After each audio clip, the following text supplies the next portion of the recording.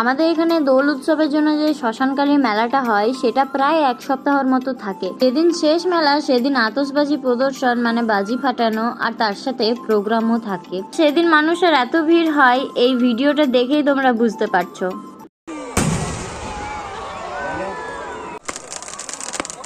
দাঁড়াও বাজি ফাটানো তো দেখাবো, তার আগে নিজেদেরকেও দেখিয়ে দিই। সব বাজি তো দেখানো যাবে না, তাই যেটুকু পেরেছি শেয়ার করছি।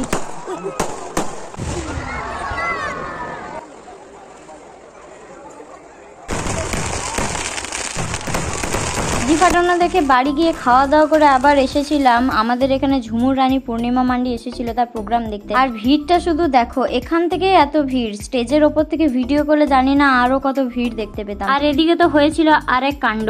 বাড়ি আসার জন্য উঠে দাঁড়িয়েছিলাম আর হঠাৎ করে পিসিমনির পায়ের ওপর দিয়ে এই সাপটা উঠে গেছিল, তাই লোক জড়ো হয়ে গেছিল। কিছু হয়নি যদিও, যাকে এখন ভালোই ভালোই বাড়ি যায়। আর তোমরা করো সাবস্ক্রাইব।